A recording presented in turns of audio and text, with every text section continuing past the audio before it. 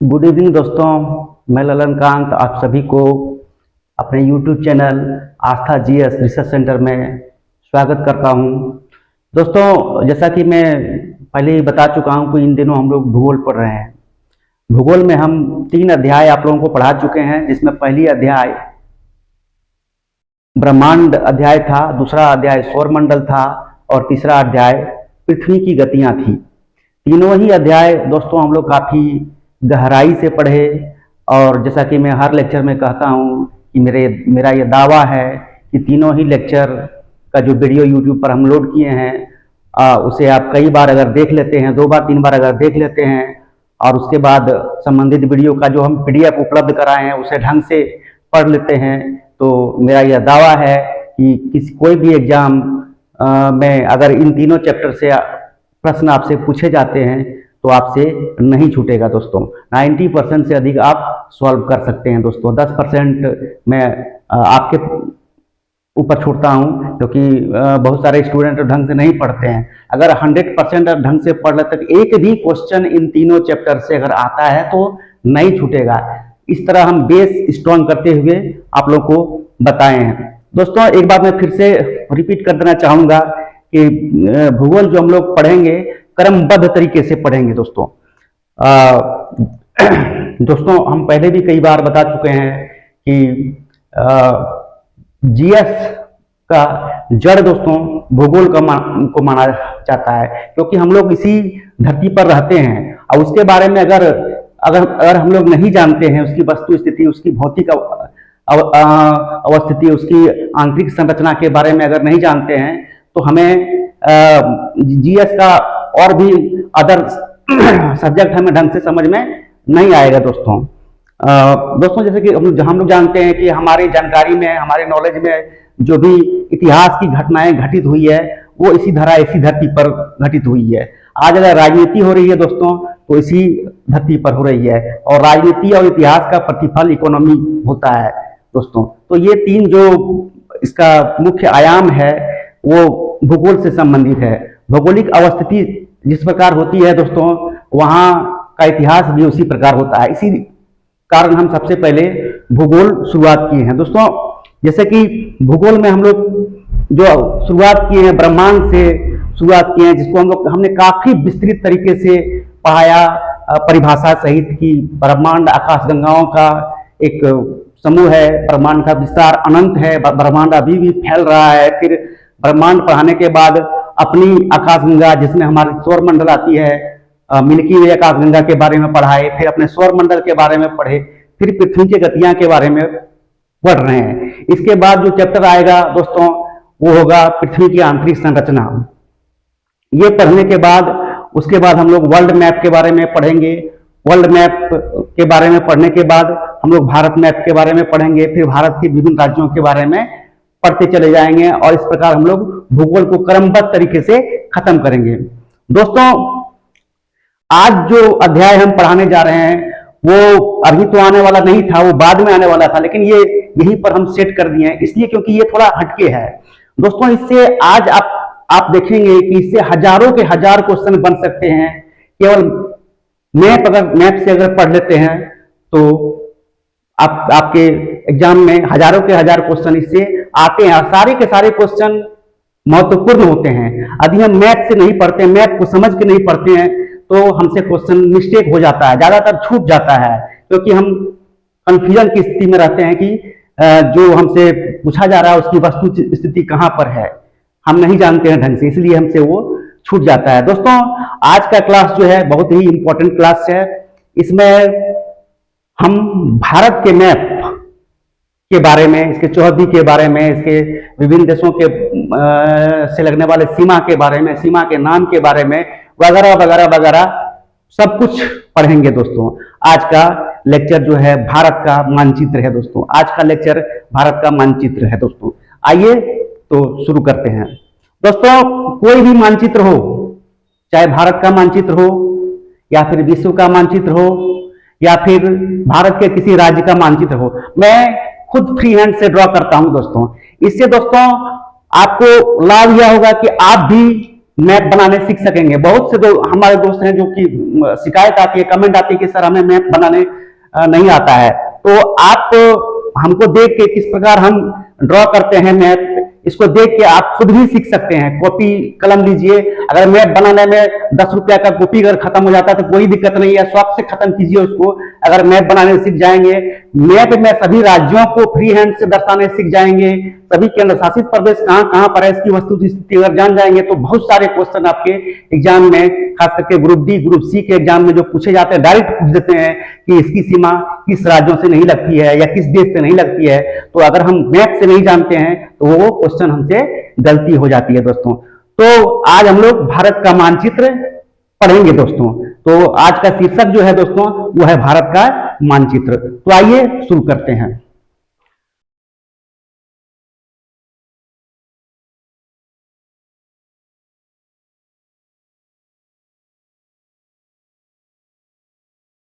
एक मिनट दोस्तों।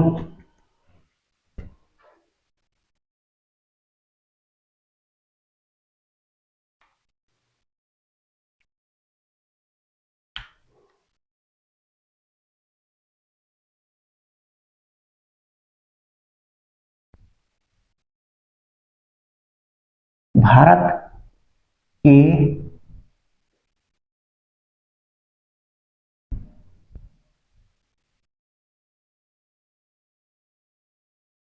मानचित्र का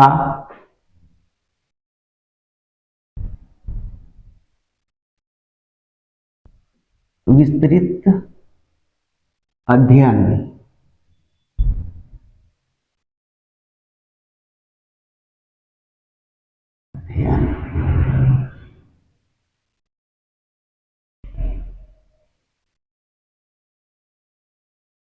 दोस्तों आज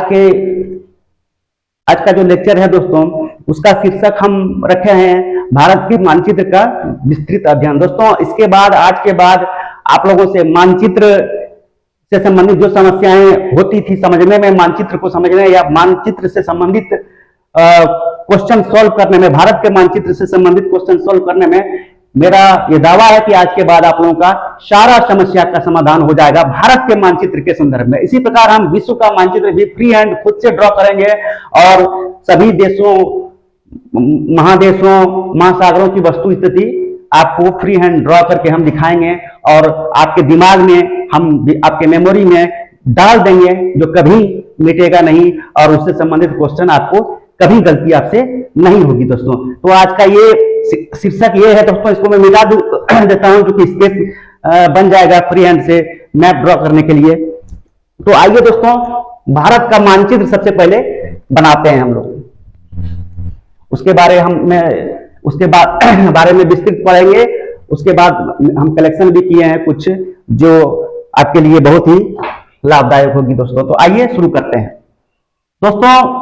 मैप बनाने का तरीका जो होता है आप गौर से देखिएगा दोस्तों कि किस प्रकार मैं ड्रॉ कर रहा हूं। तो दोस्तों सबसे पहले गुजरात वाला पोर्शन बनाएंगे।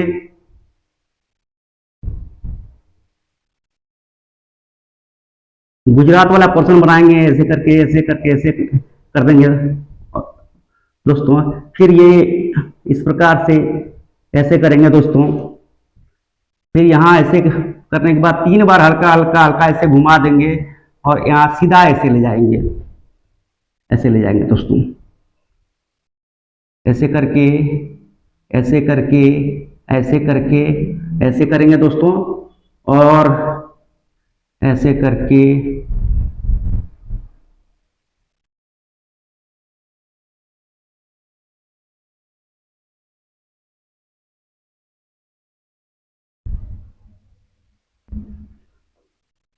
इससे पहले दोस्तों कर्क रेखा हम खींच लेंगे, क्योंकि कर्क रेखा भारत के बीचों बीच से होकर गुजरती है। तो कर्क रेखा हम खींच लेंगे। इससे भी बहुत क्वेश्चन बनता है दोस्तों, इसके बारे में हम लोग चर्चा करेंगे मैप के साथ, ताकि हम कभी ना भूल पाए। और किस प्रकार एग्जाम में क्वेश्चन पूछे जाते हैं दोस्तों, ये भी मैं आप लोग को आज बताने वाला हूं।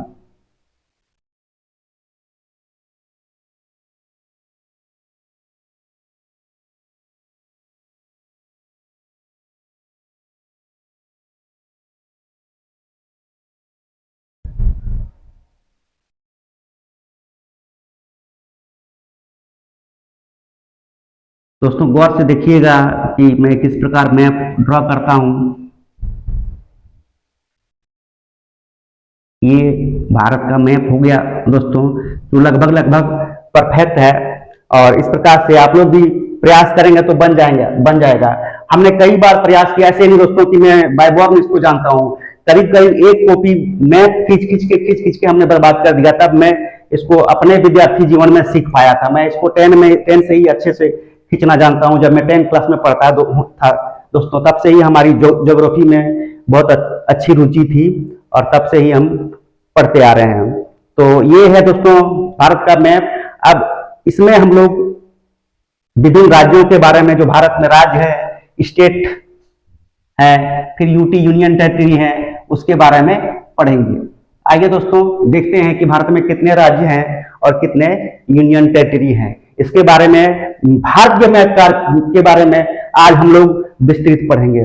चाहे क्लास 1 घंटा तक क्यों ना हो जाए, पूरा हम लोग विस्तृत पढ़ेंगे दोस्तों, क्योंकि इसमें बहुत सारे राज्य छुपे हैं। अगर मैप को ढंग से समझ लेंगे तो आपके कई क्वेश्चन बनेंगे, जैसे कई हजारों के हजारे क्वेश्चन आज का क्लास में होने वाला है दोस्तों। तो आइए पढ़ते हैं दोस्तों। यहां से इसको ऐसे करके ऐसे मिला देंगे और ये वाला पोर्शन इसको हम मिला देंगे दोस्तों। ये दोस्तों हो गया जम्मू एंड कश्मीर, और ये वाला पोर्शन दोस्तों लद्दाख है। लद्दाख है ये दोस्तों।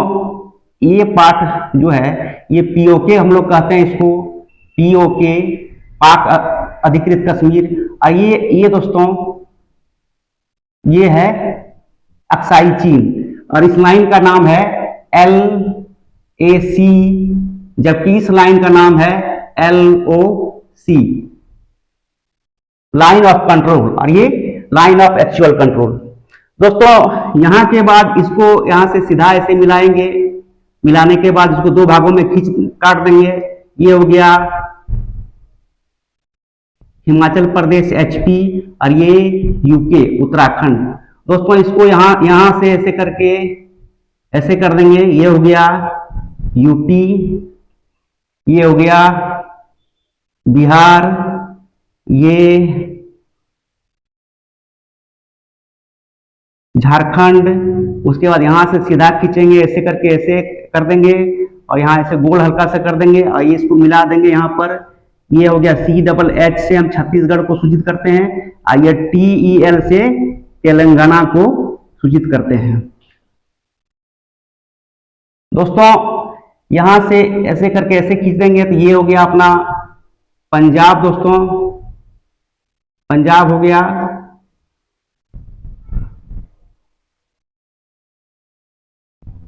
और ये HR हरियाणा। और यहां अपनी छोटी सी ये जो है दोस्तों ये दिल्ली है।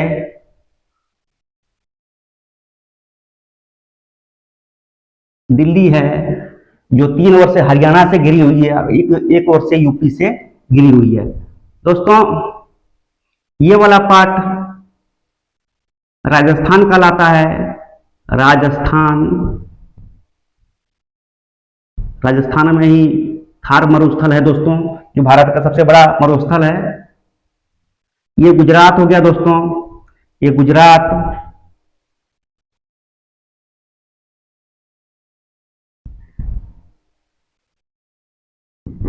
यहां से ये छत्तीसगढ़ से एक लाइन यहां मिला देंगे दोस्तों। ये MP मध्य प्रदेश हो गया, ये महाराष्ट्र हो गया, महाराष्ट्र। ये छोटा सा जो खींचे हैं तो दोस्तों ये गोवा हो गया। अब यहां से डायरेक्ट ऐसे लाइन खींच के यहां पर लास्ट तक दे देंगे। ये हो गया केरल हो गया, KL इससे सूचित करते हैं कि केरल को। ये इसको यहां से यहां मिला देंगे दोस्तों। तो ये KT हो गया, KT फॉर कर्नाटक। उसके बाद यहां से इसको सीधा ऐसे मिला देंगे तो ये तमिल एंड नाडु हो गया। फिर इसको यहां से ऐसे मिलाएंगे तो ये हो गया आंध्र प्रदेश हो गया। ये दोस्तों उड़ीसा हो गया, ओडिशा, ODDISHA, उड़ीसा। उसके बाद दोस्तों ये वेस्ट बंगाल हो गया, WB, वेस्ट बंगाल दोस्तों यहाँ तक आता है, यहाँ तक आता है, यहाँ तक आता है। तो ये वेस्ट बंगाल हो गया। ये पोर्शन दोस्तों सिक्किम हो गया, SIKKIM,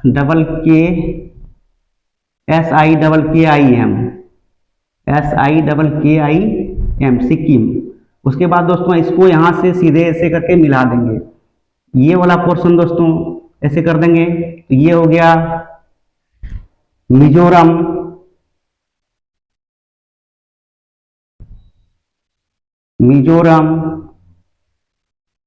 और ये त्रिपुरा।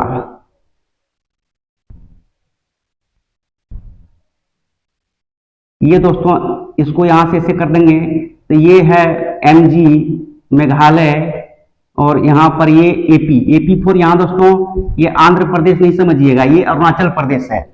और यहाँ पर दो छोटी छोटी राज्य है, ये NG नागालैंड, और ये M मणिपुर है दोस्तों। तो ये दोस्तों हमारे सभी राज्य को हमने दर्शाया। ये बिहार है दोस्तों, यहाँ दर्शा देते हैं बिहार, और ये इसको ठीक से लिख देता हूं दोस्तों मैं, ताकि आप लोग को समझने में दिक्कत ना हो। ये बिहार है दोस्तों, और ये झारखंड है, झारखंड को JH से सूचित करते हैं, ठीक है। तो ये दोस्तों आपने देखा कि किस प्रकार फ्री हैंड हम भारत का मैप खींचे और उसमें सभी राज्यों को भी दिखा दिए। दोस्तों आइए अब कुछ जो बचा हुआ है उसके बारे में देखते हैं। दोस्तों यहाँ पर श्रीलंका होता है, श्रीलंका का इस तरह की आकृति है, और अंडमान निकोबार द्वीप समूह दोस्तों यहाँ पर इस प्रकार से है। ये दोस्तों भारत का मैप था, और भारत का मैप था नहीं, मैप है, इसको आप बढ़िया से कई बार रिपीट कर करके देखिएगा और खींच के देखिएगा। इसका हम मैप का मूल गुणधर्म जो होती है दोस्तों उसका पालन करना पड़ता है। हमारे जो मैप जो हम खींचे गए, हमारे द्वारा जो मैप खींचा गया, इसमें किसकी सीमा किसके साथ लगती है या नहीं लगती है, उसका पूरा पालन कर रहा है दोस्तों, उसका पूरा पालन कर रहा है। जैसे यूपी के साथ देख लीजिए आप, यहाँ बिहार से शुरू करते हैं, 1 2 3 4 5 6 7 8 राज्यों की सीमा यूपी के साथ लगती है दोस्तों। इसी प्रकार जिन जिन राज्यों की सीमा लगती है वो बिल्कुल इसमें सटीक, भले ही मैप में अगर जो मैप जो खरीदा हुआ मैप होता है उससे मिला के देखेंगे तो 19-20 ये इसका एरिया में 19-20 लगेगा, लेकिन मैप का मूल गुणधर्म जो होता है दोस्तों वो पूरी तरह हमारे द्वारा ड्रॉ किया गया, खींचा गया मैप में पालन करता है दोस्तों। आइए अब इसकी चौहद्दी थोड़ी सी देख लेते हैं। चौहद्दी क्या है दोस्तों? भारत की सबसे पूर्वी सीमा जो है दोस्तों यहां पर अरुणाचल प्रदेश में पड़ता है, यहां पर अरुणाचल प्रदेश में पड़ता है, जिसका नाम कीबीथू है।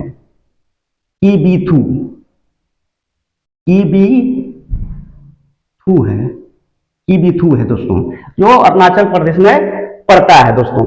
और सभी राज्यों की राजधानी दोस्तों आप लोग याद कर लीजिएगा, याद होगा भी बहुत सारे दोस्तों को, और याद करना बहुत बड़ी बात नहीं है। सभी राज्यों के राज्यपाल या मुख्यमंत्री तो याद रहना चाहिए। राज्यपाल थोड़ा सा बदलते रहता है, याद नहीं रहता है, लेकिन फिर भी मुख्य राज्यों का याद रखेंगे तो अच्छा होगा। सबसे पश्चिमी बिंदु जो होती है दोस्तों यहां पर पड़ता है कच्छ की खाड़ी में, जिसका नाम गोरमोती है, गोरमोती या गुहार मोती,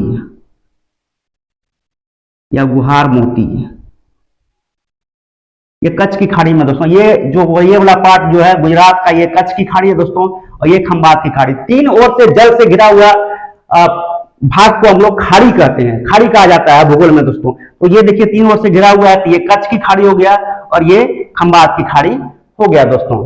तो ये सबसे पश्चिमी बिंदु है। सबसे दक्षिणी बिंदु यहाँ है ग्रेट निकोबार में, जिसका नाम है Indira point, Indira point, point, point, Indira point, तो यहां पर ग्रेट निकोबार में है। सबसे उत्तरी बिंदु दोस्तों यहां पर है लद्दाख में, इसका नाम है इंदिरा कॉल, इंदिरा कॉल।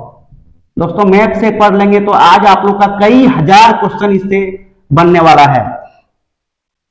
दोस्तों आइए अब किन किन देशों के साथ भारत की सीमा लगती है वो थोड़ा देख लेते हैं। ये वाला क्वेश्चन दोस्तों ये नेपाल है, ये नेपाल है,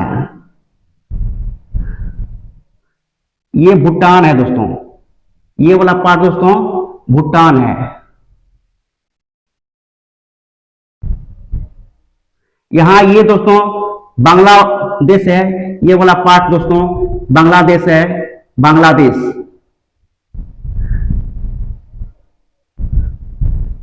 ये बांग्लादेश है। इधर यहां म्यांमार पड़ता है दोस्तों, यहां पर म्यांमार पड़ता है इधर, और यहां पाकिस्तान पड़ता है दोस्तों, यहां पर पाकिस्तान पड़ता है, यहां से यहां तक पाकिस्तान पड़ता है।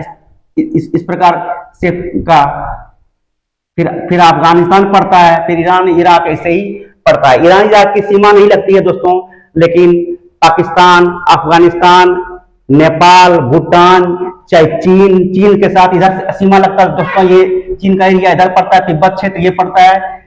चीन के साथ सीमा अरुणाचल प्रदेश में लगती है और इधर यहाँ पर लद्दाख में लगती है। तो ये था वस्तु स्थिति दोस्तों, जो हम लोगों ने जाना कि इसका चौहद्दी जो है किस प्रकार है और किन किन देशों के का जो पड़ोसी देश है भारत की वो कहां कहां पर है। ये नेपाल है, ये भूटान है, ये बांग्लादेश है, इधर म्यांमार है और इधर पाकिस्तान है, अफगानिस्तान है दोस्तों। दोस्तों ये मैप का मूल बातें हैं। ये वाला देश जो है दोस्तों श्रीलंका है, श्रीलंका है, ये श्रीलंका है। श्रीलंका से भी नीचे दोस्तों ये ग्रेट निकोबार है, इंदिरा पॉइंट है दोस्तों। जब इसकी चौहद्दी पढ़ाएंगे, जब भारत का मैप पढ़ाएंगे तो और भी एक लेक्चर इसमें होगा, तब अक्षांश और देशांतरीय विस्तार भारत का हम लोग पूरी तरह से पढ़ लेंगे। अभी मैप के बारे में मेनली हम लोग पढ़ रहे हैं दोस्तों। पूर्वी बिंदु सबसे किबिथु है, पश्चिमी बिंदु गोरमती या गुहागमती, उत्तरी बिंदु इंदिरा पॉइंट, इंदिरा कॉल, उत्तरी बिंदु इंदिरा कॉल और दक्षिणी बिंदु इंदिरा पॉइंट कहलाती है दोस्तों। ये है भारत के 28 राज्य दोस्तों। अभी वर्तमान में 28 राज्य है दोस्तों, 28 राज्य है और 8 केंद्र शासित प्रदेश है। आइए दोस्तों हम सभी केंद्र शासित प्रदेशों का नाम लिख देते हैं। पहला है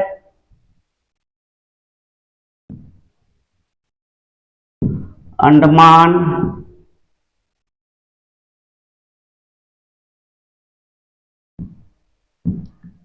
निकोबार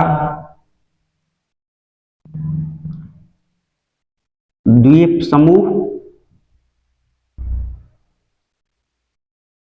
दूसरा है चंडीगढ़। तीसरा है लक्षद्वीप। चौथा है दिल्ली। राजधानी सबका दोस्तों अंडमान निकोबार का पोर्ट ब्लेयर, चंडीगढ़ का चंडीगढ़ ही, लक्षद्वीप का कवारत्ती, दिल्ली का दिल्ली। पांचवा है दोस्तों पांडिचेरी।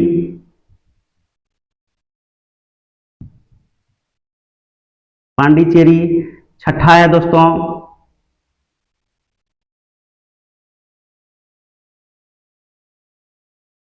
दमन एवं दीप, दमन एवं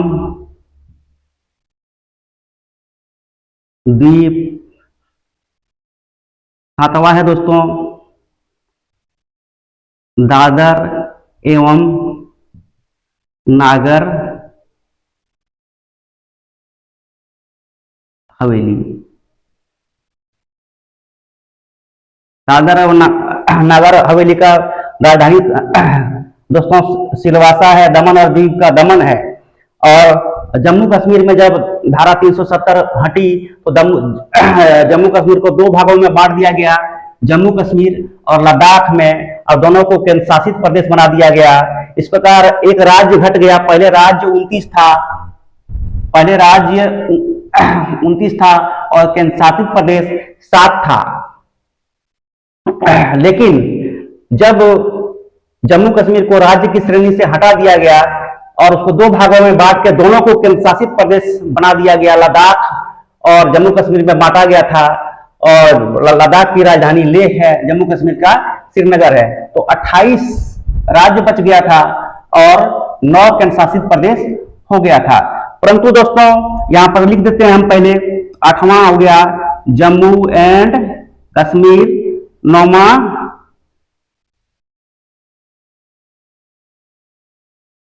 लद्दाख। दोस्तों 370 धारा हटने के बाद भारत में 28 राज्य और 9 केंद्र शासित प्रदेश हो गए थे। परंतु दोस्तों 26 जनवरी 2020 को संसद में एक अधिनियम पारित किया गया था, जो केंद्र शासित प्रदेशों के विलय का अधिनियम था, जिसके तहत दमन एवं दीव और दादरा और नगर हवेली को मिला दिया गया और एक बना दिया गया और राजधानी रखा गया दमन को, और नाम हो गया इसका दमन एवं दीव तथा दादर एवं नागर हवेली। तो ये हो गया दोस्तों 6ठा, और जम्मू कश्मीर 7वां और ये 8वां। इस प्रकार अभी वर्तमान में दोस्तों 28 राज्य और 8 केंद्र शासित प्रदेश हैं। केंद्र शासित प्रदेशों की वस्तु स्थिति दोस्तों, लक्षद्वीप यहां पड़ता है, लक्षद्वीप यहां कई द्वीपों का समूह है दोस्तों, और लक्षद्वीप यहां पर पड़ता है जिसकी राजधानी कवारती है, और लक्षद्वीप कई द्वीपों का समूह है। और उसमें से एक महत्वपूर्ण क्वेश्चन है दोस्तों कि लक्षद्वीप की सबसे बड़े द्वीप जो है अंद्रोथ द्वीप है, अंद्रोथ द्वीप। यहां लिख देता हूं दोस्तों, अंद्रोथ द्वीप, ये लक्षद्वीप के सबसे बड़े द्वीप हैं दोस्तों। ये प्रश्न में पूछे जाते हैं, तो सबसे बड़े द्वीप जो है वो अंद्रोथ द्वीप है लक्षद्वीप के, यहां पर है। और दमन द्वीप यहां पर गुजरात के पास है, और दादर नगर हवेली यहां महाराष्ट्र के पास पड़ता है। दोनों को मिला के 2020 में 26 जनवरी 2020 को यूटी केंद्र शासित प्रदेश का विलय अधिनियम पारित किया गया, दोनों को मिला के एक कर दिया गया तथा नाम रखा गया दमन एवं दीव तथा दादर एवं नगर हवेली, और उसकी राजधानी दमन को रखा गया दोस्तों। तो इस प्रकार वर्तमान में अभी 28 राज्य और 8 केंद्र शासित प्रदेश हैं। इस प्रकार से अगर पढ़ लेंगे हम लोग तो कभी नहीं भूलेंगे दोस्तों। और किस देश के साथ किसकी सीमा लगती है या नहीं लगती है, ये आप ढंग से यहाँ देख लीजिए दोस्तों। देखिए दोस्तों, यहाँ आपको आ सकता है कि वेस्ट बंगाल की सीमा कितने देशों के साथ लगती है।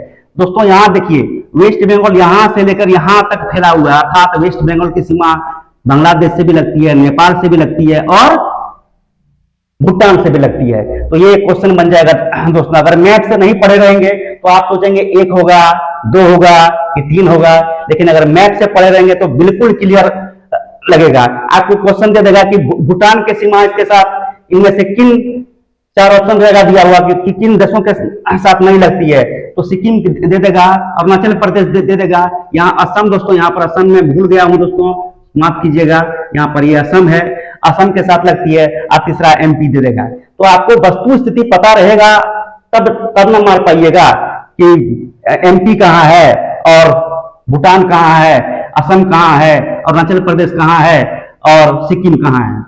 इस प्रकार से दोस्तों ये अगर मैप से ढंग से पढ़ लीजिएगा तो एक भी क्वेश्चन आप लोगों से नहीं छूटेगा दोस्तों। और पांडिचेरी दोस्तों, पांडिचेरी लक्षद्वीप हो गया, चंडीगढ़, तो यहाँ पंजाब और हरियाणा की ज्वाइंट राजधानी है। चंडीगढ़ हरियाणा की भी राजधानी है और पंजाब की भी राजधानी है दोस्तों। अंडमान निकोबार ये है, दिल्ली तो दिखाई दिए, और जम्मू कश्मीर लद्दाख तो दिखाई दिए हैं। सभी 8 राज्यों और सभी 28 राज्यों और 8 केंद्र शासित प्रदेशों के बारे में हम विस्तृत रूप से आप लोग को पढ़ा चुके हैं। दोस्तों कई बार प्रश्न में पूछता है कि कौन ऐसे राज्य हैं भारत के जो तीन ओर से बांग्लादेश से घिरा हुआ है। तो दोस्तों ये त्रिपुरा 1 और 2 और 3 ओर से बांग्लादेश से घिरा हुआ है। यहाँ पर भी बांग्लादेश पड़ता है, जहां पे, यहाँ पर भी, सामने में भी। आप अगर मैप से नहीं पढ़े रहेंगे तो कभी नहीं मार पाएंगे दोस्तों। इसलिए भूगोल जो है दोस्तों, मैप के माध्यम से पढ़िए तो भूगोल से एक भी, भूगोल को कठिन सब्जेक्ट सब कोई समझते हैं, कठिन नहीं है ये, बहुत ही अच्छा, बहुत ही इंटरेस्टिंग सब्जेक्ट है। अगर समझ के भूगोल से पढ़ेंगे तो भूगोल का कॉन्सेप्ट आपको अगर जान जाएंगे तो भूगोल बहुत आसान है। भूगोल एक बहुत ही इंटरेस्टिंग सब्जेक्ट है। भूगोल को मैप से पढ़िए और भूगोल का कंसेप्ट क्लियर रखिए तो क्वेश्चन आपसे एग्जाम में नहीं छूटेगा दोस्तों। ये है दोस्तों जो अभी तक हम पढ़ाए थे। ये है, आपको ये भी प्रश्न आ सकता है कि कौन ऐसा देश है या भारत का कौन सा ऐसा राज्य है जिसकी सीमा मात्र एक भारतीय राज्य के साथ लगती है, 3 ओर से 3 देश से लगती है। तो ये सिक्किम देखिए दोस्तों, इसकी सीमा मात्र एक वेस्ट बंगाल से लगती है और 3 ओर से 3 देश से घिरा हुआ है। इसके पश्चिम में नेपाल है, पूरब में भूटान है और उत्तर में दोस्तों सिक्किम पर होता है। तो इधर ईस्ट हो गया दोस्तों, इधर वेस्ट हो गया, ऊपर नॉर्थ है, नीचे साउथ है दोस्तों। तो इस प्रकार से हम देख रहे हैं कि किसकी, अब यहां देखिए दोस्तों, ये पीओके जो है, जब भारत पाक का युद्ध हुआ था उसमें पीओके का बंटवारा हुआ था हमने, क्योंकि ये कश्मीर जो है, हम लोग इसको पाक ऑक्यूपाइड कश्मीर बोलते हैं, अर्थात पाकिस्तान के कब्जा वाला कश्मीर बोलते हैं। और हम लोग बोलते हैं कि एक दिन उसको हम लोग लेके छोड़ेंगे। दूसरी तरफ पाकिस्तान ही बोलता है हम लोग वाले कश्मीर को IOK, और वो भी बोलता है कि हम लोग भी एक दिन इसको लेके छोड़ेंगे। लेकिन वो कभी नहीं ले सकेगा पाकिस्तान दोस्तों, क्योंकि वर्ल्ड मैप में पूरा कश्मीर को भारत के हिस्से में दिखाया जाता है दोस्तों। तो ये था वस्तु स्थिति। इसको और भी हम एक आध वीडियो बाद में बनाएंगे स्ट्रेटेजी के साथ। आज कोई स्ट्रेटेजी नहीं था, फिर भी आपको बहुत मजा आएगा ये वीडियो पढ़ने में। इसमें और भी चीजें हैं दोस्तों। आइए थोड़ा सा हम पांडिचेरी के बारे में पढ़ते हैं दोस्तों। पांडिचेरी दोस्तों 4 जगह पर है दोस्तों। एक तो यहां पड़ता है आंध्र प्रदेश में, जिसका नाम है यनम। यमन नहीं पढ़िएगा दोस्तों, यनम पांडिचेरी, यनम पांडिचेरी। दूसरा है यहां पर दोस्तों कराईकल पांडिचेरी, और एक पांडिचेरी यहां पर है। यहां पर 2 जगह है सर। पांडिचेरी का जो हिस्सा पड़ता है हमारे दोस्तों और बच्चों, ये 2 जगह पड़ता है। तीसरा है दोस्तों यहां केरल के पास, इसका नाम माहे है। इस प्रकार पांडिचेरी 4 जगहों पर मिलकर बना है, माहे, कराईकल, यनम और एक पांडिचेरी, मुख्य पांडिचेरी, जो कि तमिलनाडु में। 2 भाग तमिलनाडु में पड़ता है, एक भाग आंध्र प्रदेश में और एक भाग केरल में पड़ता है। ये मैप के माध्यम से हम लोग देखेंगे आज। तो दोस्तों ये वाला पार्ट, इस लाइन का नाम है पीओके। पीओके इस क्षेत्र का नाम होता है दोस्तों, सॉरी दोस्तों, इस लाइन का नाम LOC, लाइन ऑफ कंट्रोल। और ये वाला भाग दोस्तों, ये वाला पार्ट जो है इसको कहते हैं LAC, line of actual control. मतलब ये वाला भाग दोस्तों हमारा जो भूमि है, ये चीन द्वारा हथिया लिया गया है, कब्जा कर लिया गया है। बहुत सारे जो है पॉलिटिशियन या बहुत सारे लोग जो ढंग से नहीं पढ़े होते हैं, वो नहीं जानते हैं कि अरे कौन, वो लोग सीधा बोलते अरे कहां चीन ने कब्जा किया है, कोई कब्जा उब्जा नहीं किया है। तो पढ़े लिखे लोग हैं जो दोस्तों वो सब चीजों को जानते हैं और ज्यादा बकवास में नहीं पढ़ते हैं, क्योंकि उनको अपना पढ़ाई से मतलब है, अपना एक अच्छी से नौकरी लेने से मतलब है, और अपना ज्ञान को और दूसरे लोगों तक फैलाने का मतलब है। फालतू लफड़े में पढ़े लिखे लोग नहीं पढ़ते हैं। तो ये थे दोस्तों मैप का संपूर्ण जानकारी जो हमने काफी गहराई से आप लोग को पढ़ाया। आइए अब जो नक्शा वाला जो बना बनाया मैप होता है उसके बारे में आप लोगों को कुछ हम दिखाते हैं।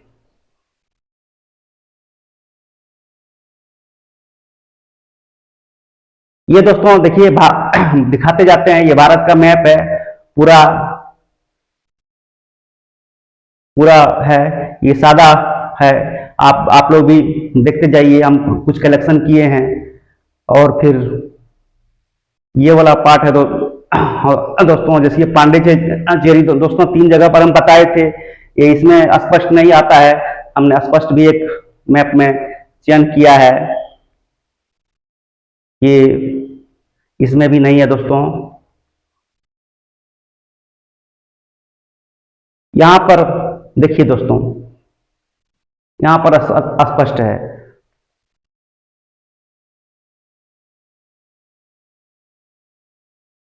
एक दोस्तों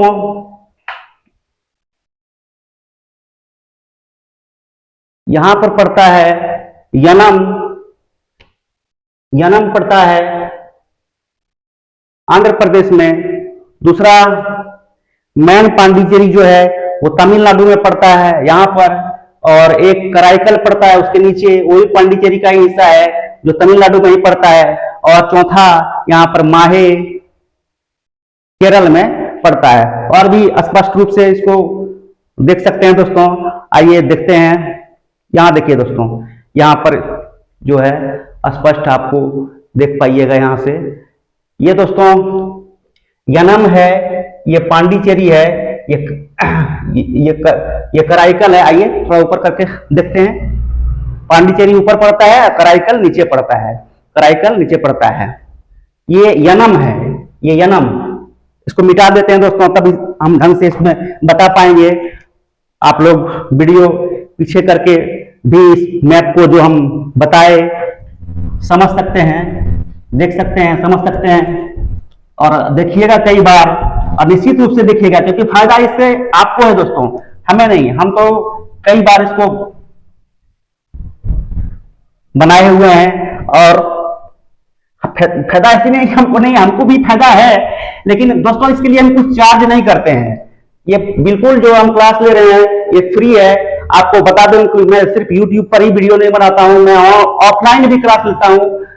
2 बैच सुबह में, 1 बैच शाम में हमारा चलता है, और दोनों ही बैच लगभग अच्छे खासे स्टूडेंट हैं, और सबको मैं फ्री में पढ़ाता हूं। दोस्तों मैं उच्च विद्यालय का शिक्षक हूं, उत्क्रमित उच्च विद्यालय बलनाडी में मैं अभी वर्तमान में हमारी पोस्टिंग है, और वहां गणित और विज्ञान पढ़ाने का मेरा मुख्य काम है।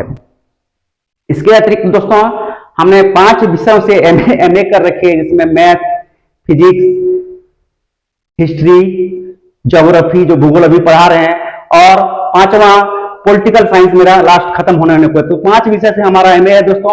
और जीएस का सभी क्लास जो देंगे दोस्तों, सभी क्लास, जैसे भूगोल से शुरू किए हैं, फिर इतिहास बताएंगे, फिर पॉलिटिकल साइंस बताएंगे, फिर इकोनॉमिक्स पढ़ाएंगे, फिर जनरल साइंस पढ़ाएंगे, फिर मैथ पढ़ाएंगे, और फिर रीजनिंग पढ़ाएंगे। और जीएस का कंप्लीट पैकेज हमारे चैनल आस्था जीएस रिसर्च सेंटर पर आपको मिल जाएगा दोस्तों।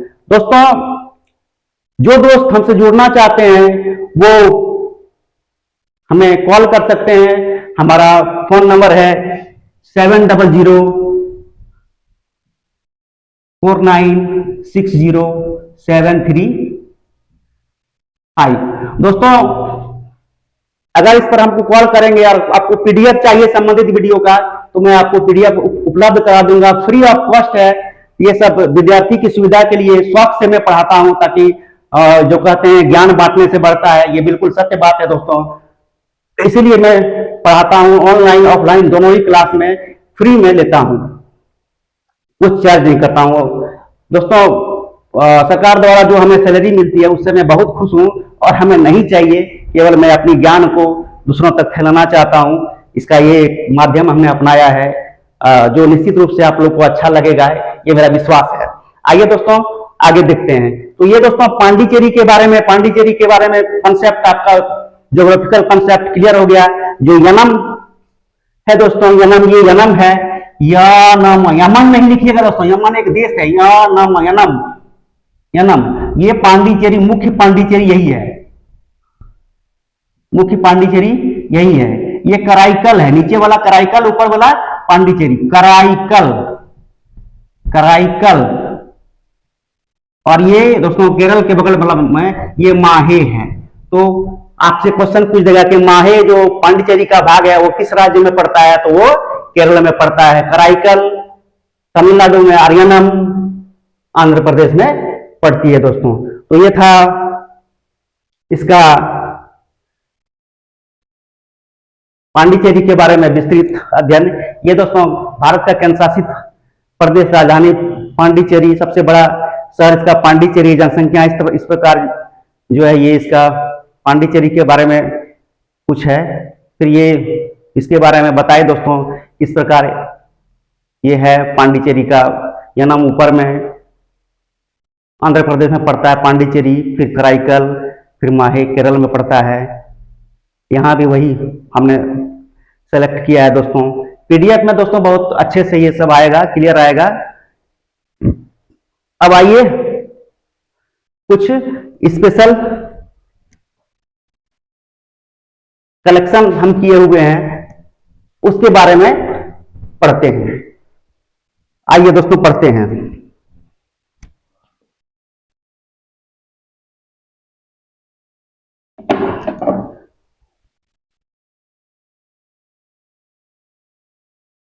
दोस्तों भारत और पाकिस्तान के बीच ये सीमा जो है 17 अगस्त 1947 को खींची गई थी।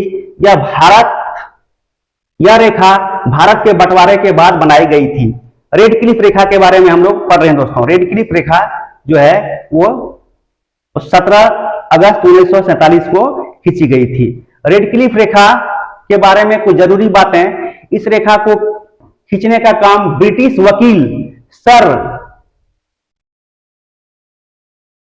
सिरिल रेडक्लिफ ने किया था। ये रेखा सर सिरिल रेडक्लिफ ने किया था।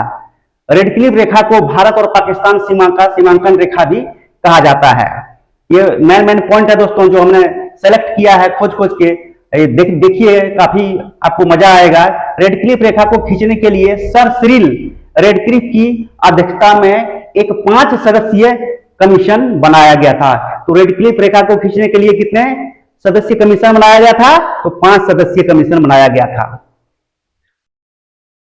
इस कमीशन में सर सिरिल रेडक्लिफ के अलावा 2 सदस्य कांग्रेस के और 2 सदस्य मुस्लिम लीग के थे। दोस्तों ये भी काफी इंपॉर्टेंट है कि सर सिरिल रेडक्लिफ जो थे इस कमीशन के 5 सदस्यीय कमीशन के अध्यक्ष थे और 2 सदस्य कांग्रेस से लिया गया था और 2 सदस्य मुस्लिम लीग का लिया गया था। ये दोनों ही पार्टी कांग्रेस और मुस्लिम लीग उस समय के बंटवारे के समय के महत्वपूर्ण पार्टी भारत के थे। रेडक्लिफ ने सीमा रेखा तय करने के लिए जनगणना रिपोर्ट और नक्शों का इस्तेमाल किया था। ये भी महत्वपूर्ण पॉइंट है। सारे महत्वपूर्ण पॉइंट है, इसको ढंग से पढ़ लीजिएगा दोस्तों। रेडक्लिफ रेखा खींचने के समय, रेडक्लिफ रेखा खींचते समय उन्होंने धार्मिक, जनसांख्यिकी, रोड सिस्टम, सिंचाई पैटर्न जैसे कारकों का भी ध्यान में रखा था। उसके बाद दोस्तों भारत और अफगानिस्तान के बीच आते हैं। भारत और अफगानिस्तान के बीच की सीमा रेखा को हम लोग डूरंड रेखा कहते हैं, जो 12 नवंबर 1893 को खींची गई थी। यह रेखा ब्रिटिश राजनयिक सर मार्टिमर डूरंड ने खींची थी। अब आइए रेडक्लिफ रेखा से जुड़ी कुछ डूरंड रेखा से जुड़ी कुछ खास बातें। यह रेखा अफगानिस्तान और पाकिस्तान के बीच 2640 किलोमीटर लंबी है। अफगानिस्तान और पाकिस्तान के बीच अगर पीओके नहीं होता तो भारत के साथ भी लगभग 102 किलोमीटर की सीमा अफगानिस्तान से लगती है। भारत और पाकिस्तान या भारत और अफगानिस्तान के बीच सीमा का नाम क्या है दोस्तों? डूरंड रेखा। यह रेखा पश्तून जनजाति क्षेत्रों से होकर गुजरती है। यह रेखा पश्तून एक जनजाति है जो कि पाकिस्तान में भी पाया जाता है, उनके क्षेत्रों से होकर गुजरती है। इस रेखा को खींचते समय स्थानीय जनजातियों और भौगोलिक परिस्थितियों को ध्यान में नहीं रखा गया था दोस्तों। ये बड़ा ही इंपॉर्टेंट पॉइंट है कि स्थानीय जनजातियों और भौगोलिक परिस्थितियों को ध्यान में रखना था, जो नहीं रखा गया था। अफगानिस्तान ने कभी भी इस रेखा को पूरी तरह से स्वीकार नहीं किया। अफगानिस्तान दोस्तों डुरंड रेखा को पूरी तरह से कभी स्वीकार नहीं करता है, आज भी नहीं स्वीकार करता है। जब तालिबान ने पहली बार काबुल को सत्ता संभाली तो उन्होंने डुरंड रेखा को नकार दिया था। तालिबान का दोस्तों अभी अफगानिस्तान में सत्ता है और उन्होंने डुरंड रेखा को पूरी तरह से इनकार किया हुआ है। वो कहते हैं कि मैं डुरंड रेखा को नहीं मानता हूं, आगे का भी जो क्षेत्र है वो हमारा ही है। काफी विवादित क्षेत्र है दोस्तों, केवल इतना ही अभी पढ़िए। डुरंड रेखा से जुड़ी कुछ प्रमुख बातें, ये भी वही है दोस्तों जो हम पढ़ाए थे, इसको आगे बढ़ाते हैं। अब आइए बांग्लादेश के बारे में पढ़ते हैं। भारत और बांग्लादेश की बीच की सीमा 1947 में भारत और पाकिस्तान, भारत के विभाजन के बाद खींची गई थी। यह भारत के विभाजन के साथ ही भारत और बांग्लादेश के बीच भी रेखा खींची गई थी, जो रेड क्लिफ रेखा का ही एक हिस्सा था, जो रेड क्लिफ द्वारा खींचा गया था। लेकिन जब 1971 में बांग्लादेश बना तब वह रेखा भारत और पाकिस्तान के बीच नहीं कहा जाने लगा और वो रेखा अब वर्तमान में भारत और बांग्लादेश के बीच सीमा रेखा कहलाती है। दोस्तों ये कई बार क्वेश्चन पूछता है कि भारत का सबसे अधिक सीमा किस देश के साथ लगती है, तो वो बांग्लादेश है। बांग्लादेश के साथ सबसे अधिक सीमा लगती है। इसमें हमने काफी अच्छे से सजाया है, अगर पढ़ लेंगे तो मैप से संबंधित एक भी क्वेश्चन आपसे नहीं छूटेगा। यह सीमा भारत और पूर्वी पाकिस्तान, पहले दोस्तों बांग्लादेश जो था वो पाकिस्तान का हिस्सा था और वह पूर्वी पाकिस्तान कहलाता था। पूर्वी पाकिस्तान के बीच खींची गई रेड क्लिफ रेखा का ही हिस्सा था। 1971 में बांग्लादेश की आजादी के बाद यह रेखा भारत और बांग्लादेश के बीच सीमा बन गई। ये बहुत इंपॉर्टेंट पॉइंट है, एक बार पढ़ते जाएंगे दोस्तों आपका सब कुछ क्लियर होते जाएगा। मैप से हम सारी बातों को, भारत और बांग्लादेश के बीच सीमा की कुछ खास बातें हैं।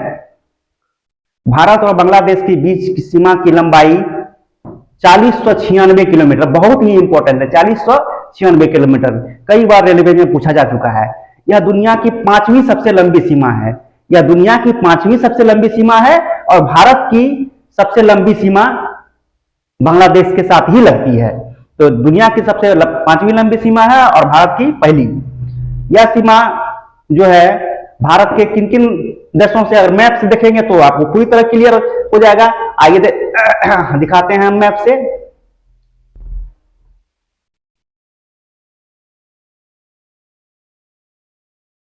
ये देखिए दोस्तों, यहां देखिए ये वाला बांग्लादेश है, तो आप यहीं से अंदाजा लगा पाइएगा। जो मैप से नहीं पढ़ेगा दोस्तों, बताइए कि उसका भूगोल कभी क्लियर होगा। देखिए बांग्लादेश का सीमा किस है, बांग्लादेश से लगेगा, सिक्किम से नहीं लगता है क्योंकि बांग्लादेश यहां तक है। आपका असम से लग जाता है, फिर मेघालय से लगता है, फिर त्रिपुरा से लगता है, फिर मिजोरम से लगता है। तो ये इतने राज्यों से बांग्लादेश की सीमा लगती है। जो हम पढ़ाए दोस्तों उतना ही देखिएगा होगा। मैथ से पूरी तरह क्लियर रहिए, आपका कई क्वेश्चन जो है इससे सॉल्व होगा। ये है दोस्तों, देखिए दोस्तों जो हम पढ़ाए थे, बंगाल, असम, मेघालय, त्रिपुरा और मिजोरम राज्यों से लगती है। यही 5 राज्य, 1 2 3 4 और 5। भारत और बांग्लादेश के बीच की सीमा की लंबाई इतना है 4096 किलोमीटर है। यह दुनिया की 5वीं सबसे लंबी सीमा है। यह सीमा भारत के पश्चिम बंगाल, असम, मेघालय, त्रिपुरा और मिजोरम राज्यों से होकर गुजरती है या लगती है इसकी सीमा। भारत और बांग्लादेश के बीच सीमा विवाद को सुलझाने के लिए साल 2015 में भूमि सीमा करार, लैंड बाउंड्री एग्रीमेंट, जिसको लैंड बाउंड्री एग्रीमेंट नाम दिया गया, LBA पर हस्ताक्षर हुए थे। भारत और पाकिस्तान के बीच सीमा की सीमा भी रेड क्लिफ सीमा है। रेड क्लिफ सीमा ही कहलाता था पहले। भारत की सबसे लंबी सीमा बांग्लादेश के साथ लगती है। आ गया दोस्तों, भारत और बांग्लादेश की बीच सीमा की लंबाई इतना रिपीट हो रहा है दोस्तों, इतनी किलोमीटर है, 4096 किलोमीटर। यह दुनिया की 5वीं सबसे लंबी सीमा है। यह सीमा भारत की सीमाएं इन देशों के साथ लगती है, पाकिस्तान के साथ लगती है, अफगानिस्तान। अभी वर्तमान में दोस्तों राजनीतिक रूप से कहा जाए तो अफगानिस्तान से भारत की सीमा नहीं लगती, क्योंकि पीओके जो पार्ट है जिसको हम अपना नक्शे में दिखाते हैं हम लोग, उसके साथ अगर जोड़ दिया जाए तब भारत की सीमा अफगानिस्तान से लगता है। अगर पीओके को हटा दें तब अफगानिस्तान से हमारी सीमा नहीं लगेगी। चीन के साथ, नेपाल के साथ, भूटान, म्यांमार और बांग्लादेश के, तब मैप में पहले ही हम विस्तृत बता चुके हैं। भारत और इन देशों के बीच की सीमा की लंबाई देखिए, आइए दोस्तों देखिए यहां पर हम सजाए हैं। नेपाल के साथ सीमा की लंबाई 7558 किलोमीटर है। पाकिस्तान के साथ सीमा की लंबाई 3323 किलोमीटर है। चीन के साथ सीमा की लंबाई है दोस्तों वो 3338 किलोमीटर है। बांग्लादेश के साथ सीमा की लंबाई 4096, कहीं 96, कहीं 97 देता है दोस्तों। ये है भारत की सीमाएं इन देशों के साथ, ये बता चुके हैं दोस्तों। भारत ये भी हो चुका है दोस्तों। ये है भारत और चीन के बीच जो है सीमा रेखा दोस्तों मैकमोहन रेखा कहलाता है। यह रेखा साल 1914 में यहां मिट गया दोस्तों। साल मैं बता देता हूं, भारत और चीन के बीच सीमा को मैकमोहन रेखा कहा गया दोस्तों। यह रेखा साल 1914 में खींचा गया था, जो अरुणाचल प्रदेश और चीन के साथ लगती है। आइए दोस्तों मैप से मैं बता देता हूं कहां पर लगती है। सो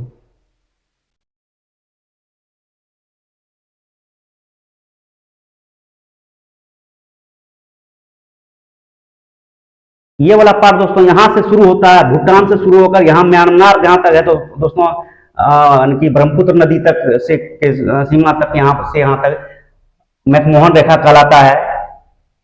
यह सीमा 1914 में खींची गई थी। बहुत ही इंपॉर्टेंट क्वेश्चन है दोस्तों, नोट कर लीजिएगा अपने कॉपी में। जो दोस्त हमसे केवल यूट्यूब का वीडियो देख रहे हैं, वो हमारी द्वारा बोले गए एक एक शब्द को आप नोट कर लेंगे, कॉपी और कलम लेके बैठिएगा। और हम जो बोलते हैं फालतू का एक भी वर्ड नहीं है दोस्तों। ऐसा नहीं कि हम अपनी कहानी सुना रहे हैं, ऐसा हम नहीं कभी नहीं करते हैं। जो हम बोलते हैं वो भी नोट करेंगे तो आपके लिए बहुत ही फायदेमंद होगा। तो आइए दोस्तों जहां हम थे वहीं पर फिर जाते हैं।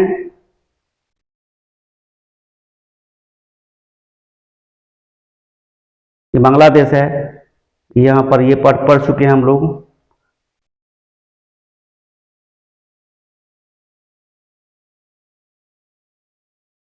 हाँ, ये चीन वाला है दोस्तों।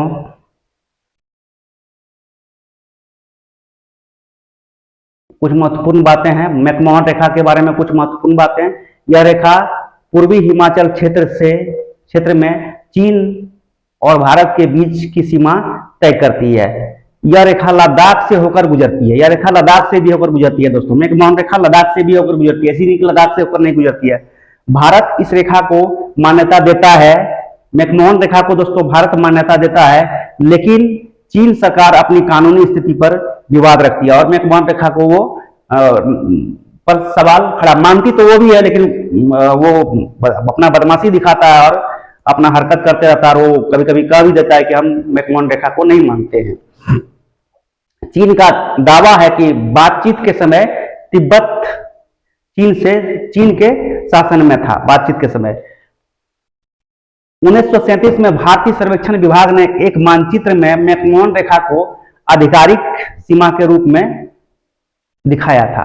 1937 में भारतीय सर्वेक्षण विभाग ने एक मानचित्र में मैकमोहन रेखा को आधिकारिक रूप से सीमा रेखा के रूप में दिखाया था। यही फिर वही रिपीट हो रहा है दोस्तों। ये मैकमोहन रेखा वाला कुछ बातें हैं, मैकमोहन रेखा की खास बातें। यह रेखा भूटान के कोने से बर्मा की सीमा पर इसुरजी दर्रे तक फैली हुई है। इसुरजी दर्रे तक फैली हुई है भूटान के कोने से लेकर, और बर्मा यानी कि म्यांमार, बर्मा का भी नाम वर्तमान में म्यांमार है दोस्तों। म्यांमार की सीमा पर इसुरजी दर्रे तक फैली हुई है। दर्रे जहां पहाड़ को बीचों बीच काट के रास्ता जो होता है दोस्तों, उसको दर्रा कहते हैं। यह रेखा ब्रह्मपुत्र नदी के उस बड़े मोड़ तक जाती है जहां तक नदी अपने तिब्बती मार्ग से असम घाटी में निकलती है। जहां पर असम घाटी में निकलती है दोस्तों, वहां तक ये रेखा फैली हुई है। मैकमोहन रेखा का नाम सर हेनरी मैकमोहन के नाम पर रखा गया था। सर हेनरी मैकमोहन भारत के ब्रिटिश औपनिवेशिक सरकार के विदेश सचिव थे। ये भारत के जो है ब्रिटिश औपनिवेशिक सरकार के विदेश सचिव थे। इसका नाम था सर हेनरी मैकमोहन। उसी के नाम पर मैकमोहन रेखा रखा गया दोस्तों। तो मैकमोहन रेखा भारत और चीन के बीच सीमा रेखा है, जिसका निर्धारण 1914 में किया गया था। मैकमोहन रेखा भारत और चीन के बीच लंबे समय तक तनाव का कारण भी रहा है। चीन मैकमोहन रेखा की वैधता पर विवाद खड़ा करता है।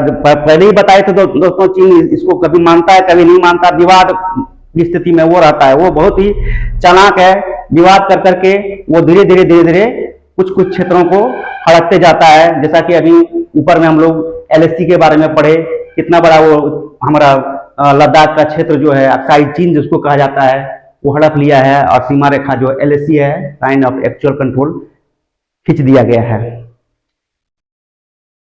चीन मैकमोहन रेखा के दक्षिण में स्थित कुछ हिस्सों को अपना हिस्सा मानता है। मैकमोहन रेखा के दक्षिण में, अर्थात ये इस तरह का रेखा अगर हो गया तो ऊपर में उत्तर है दोस्तों, नीचे में दक्षिण है, लेकिन भारत वाले कुछ हिस्सा को वो अपना हिस्सा मानता है, इसलिए वो कहता है कि हम मैकमोहन रेखा को नहीं मानते हैं। चीन का ये करामात आप लोग सुनते ही होंगे। मैकमोहन रेखा के ये वही सब रिपीट हो रहा है। हाँ दोस्तों, आइए, भारत और म्यांमार के बीच की सीमा को भारत म्यांमार राष्ट्रीय सीमा कहते हैं। अब म्यांमार के बारे में थोड़ा सा है दोस्तों, भारत और म्यांमार के बीच जो सीमा है उसको भारत म्यांमार राष्ट्रीय सीमा कहते हैं। यह सीमा भारत के पूर्वोत्तर राज्यों और म्यांमार के पश्चिमी क्षेत्रों से होकर गुजरता है। यह सीमा की लंबाई 1643 किलोमीटर लंबी है। भारत और म्यांमार के बीच जो सीमा है दोस्तों, 1643 किलोमीटर लंबा है। भारत और म्यांमार के बीच सीमा को भारत में वही रिपीट हो रहा है दोस्तों। ये कुछ महत्वपूर्ण बातें हैं, आइए जोड़ देते हैं। भारत और म्यांमार के बीच सीमा निर्धारित करने के लिए पेम्बर्टन रेखा का इस्तेमाल किया गया था। भारत और म्यांमार के बीच सीमा का निर्धारण करने के लिए किस रेखा का इस्तेमाल किया गया था दोस्तों? पेम्बर्टन रेखा का। ये महत्वपूर्ण क्वेश्चन है। भारत और म्यांमार के बीच सीमा पर मुक्त संचरण व्यवस्था है। मुक्त संचरण व्यवस्था है, यानी कि इधर के लोग उधर जा सकते हैं, उधर के लोग इधर भी वहां के आ सकते हैं।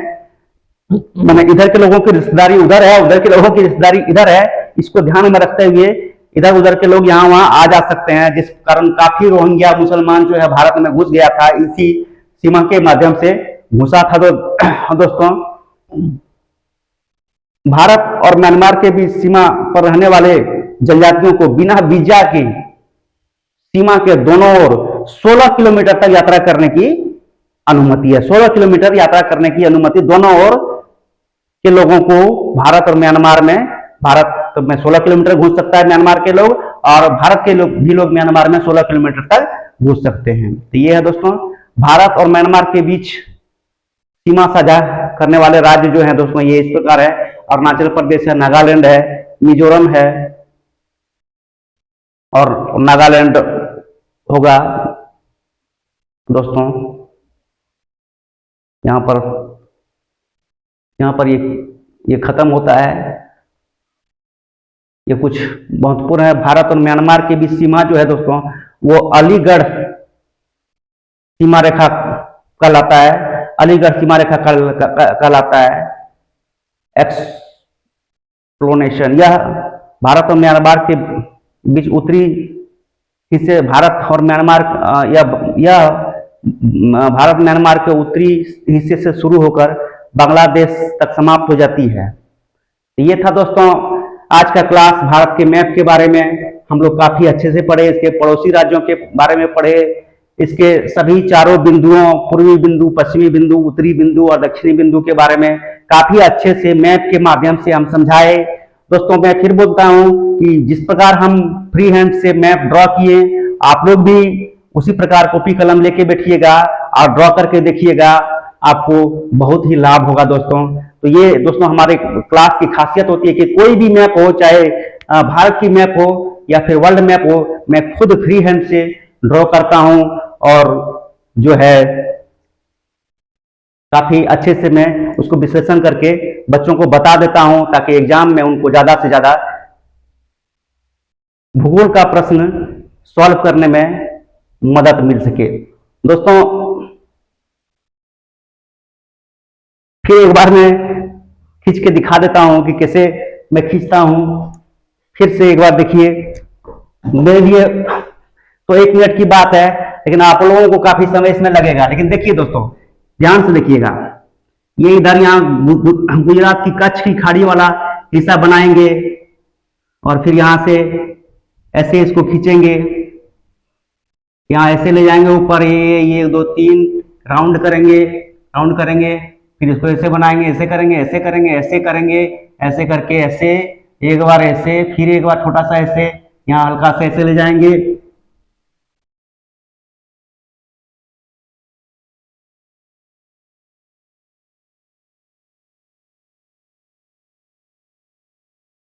यहाँ बराबर कर लेंगे दोस्तों, और इसको यहाँ से यहाँ ऐसे खींच देंगे, यहाँ से यहाँ ऐसे खींच देंगे, और इसको यहाँ से मिला के यहाँ पर ऐसे कर देंगे। भारत का मैप हो गया दोस्तों। इतना आसान नहीं है, आप लोग प्रैक्टिस कई बार करके देखिएगा तो आपसे भी निश्चित रूप से बनेगा और मैप के आप भी मास्टर हो जाएंगे। तो ये था दोस्तों आज का क्लास कैसा लगा दोस्तों, आप लोग कमेंट कीजिएगा। साथ ही वीडियो देखिए, कई बार देखिए, समझिए, वीडियो को अपने पढ़ने वाले दोस्तों के पास शेयर कीजिए। हम ये बोलते हैं कि प्रत्येक हमारे स्टूडेंट जितना है, कम से कम 10 पढ़ने वाले बच्चों के बीच शेयर करें, और उनको ही बोलें कि आगे वो शेयर करें, ताकि वीडियो का ज्यादा से ज्यादा पढ़ने वाले बच्चों तक लाभ पहुंच सके। तो ये था दोस्तों आज का वीडियो, कैसा लगा जरूर कमेंट कीजिएगा।